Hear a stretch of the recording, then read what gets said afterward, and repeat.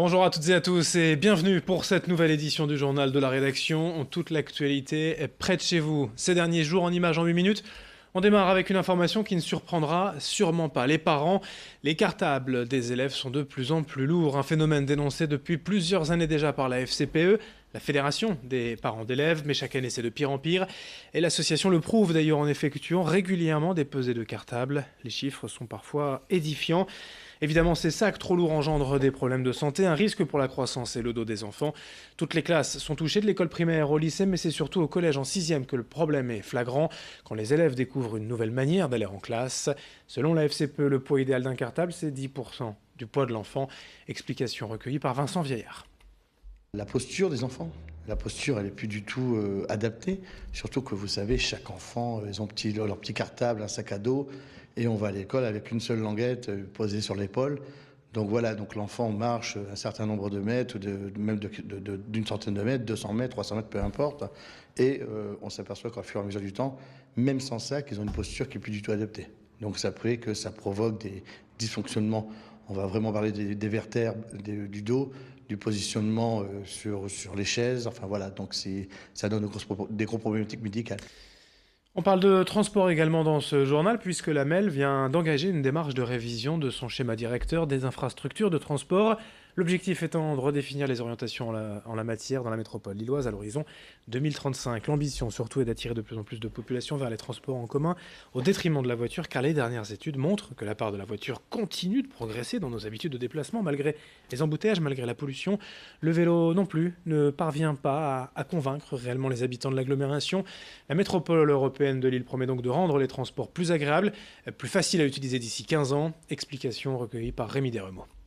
Donc notre souci, c'est plus un ensemble de mesures qui ont à la fois un objectif social et écologique et qui permettent une mobilité plus désirable, comme on dit, c'est-à-dire prendre des transports plus agréables, moins coûteux et moins longs pour pouvoir se rendre par exemple à son travail ou pour tout simplement prendre un moment agréable avec ses enfants pour aller dans telle ou telle ville où on souhaite aller. Donc non, il n'y a pas une priorité qui est donnée à un mode de transport. On essaye effectivement d'avoir un faisceau de propositions. Par exemple, pour empêcher des entrées trop importantes dans la ville de Lille, comment faire des parkings relais plus en hauteur et plus nombreux et plus développés que ceux que j'avais mis en place d'ailleurs quand j'étais présidente de la MEL et qui soient reliés à des transports en commun. Le portrait du jour dans cette édition, celui de Gauthier Decroix, 16 ans, élève en première à Dunkerque et créateur du site internet Your Party. Le jeune homme propose de mettre en relation les professionnels de l'événementiel avec les entreprises ou les particuliers. Son portrait est signé Louis Caillé. C'est en souhaitant louer du matériel pour une soirée que Gauthier, alors collégien et DJ, a eu l'idée de lancer une plateforme mettant en relation des professionnels de l'événementiel et des entreprises. Dès ses 14 ans, il nourrit cette idée aidé de ses parents. 2 ans plus tard, son site internet voit le jour et sa start-up, Your Party, se lance sur ce créneau grâce à son équipe. Seul, j'ai dessiné le site, j'ai fait le business plan, j'ai commencé à chercher des fonds.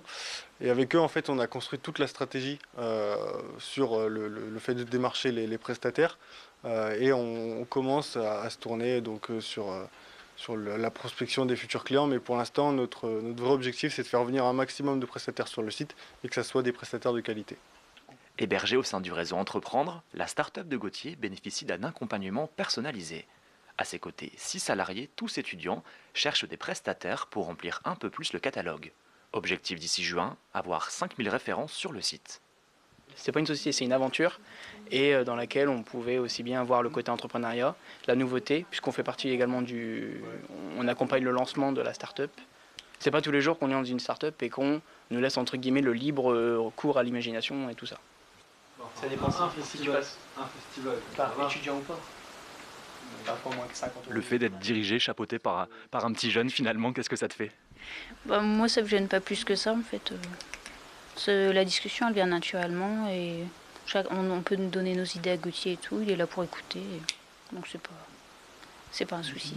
Pour générer de l'argent et donc se développer, Your Party prélève 2% des frais de commission aux clients et 7% aux prestataires. Mais concrètement, comment ça marche? Exemple tout simple, je fais une soirée entre amis, je cherche un DJ.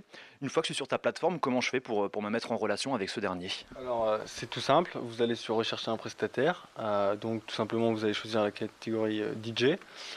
Donc après, vous allez arriver sur une page où on va vous demander en gros quand va se passer votre événement, le lieu, parce que c'est super important. Donc nous, ça va vous permettre d'avoir des prestataires près de chez vous. Donc ensuite, on va vous poser quelques petites questions techniques, donc par exemple le nombre de personnes, ou encore le type d'événement que vous allez réaliser. Pour l'année 2019, Gauthier et son équipe prévoient d'organiser 1000 événements. D'ici peu, il souhaite se tourner vers la Belgique et dans 1 an et demi, se positionner à l'international. Que je me dresse, qui fait que je bosse le lundi, le mardi, le mercredi, le jeudi, le vendredi, de l'aube à l'aube, une partie de la matinée. On termine avec une question que se sont peut-être posées beaucoup de parents de fratrie. Comment expliquer au grand frère ou à la grande sœur l'arrivée d'un bébé? Une fois par mois, l'hôpital privé de Villeneuve-d'Ascq organise avec une psychologue clinicienne des ateliers pour tout comprendre et aider celles et ceux qui accueillent un nouvel enfant. Le secret, c'est de communiquer, bien sûr, de parler avec son ou ses enfants. Il faut suivre leur rythme, ne pas idéaliser la rencontre. L'arrivée d'un nouveau bébé, c'est un cataclysme émotionnel. Il est donc important de laisser les enfants s'adapter, les guider dans leurs émotions. Depuis plusieurs mois, à raison d'une dizaine de familles par séance, ce sont donc une 50aine de familles qui ont pu bénéficier de ces ateliers, des conseils de cette psychologue. Durant ces ateliers, d'ailleurs, les parents peuvent aussi revoir la psy en consultation plus resserrée. Le prochain atelier, ce sera le mois prochain. Pour s'inscrire, il faut aller sur le site internet de Ramsay. Vincent Vieillard a recueilli quelques explications complémentaires. Ce qui est important, c'est passer aussi des temps de qualité. Souvent, on me dit, mais comment je vais faire pour à la fois m'occuper de mon bébé, m'occuper des frères et sœurs? Ce qui est important, c'est passer du temps de qualité. C'est quoi un temps de qualité? C'est un temps où on est tout simplement disponible psychologiquement, où on exprime à l'enfant qu'on est content de passer du temps avec lui, de partager ce moment avec lui, et que même si un petit frère, une petite sœur qui est là à la maison, on gardera ces temps privilégiés.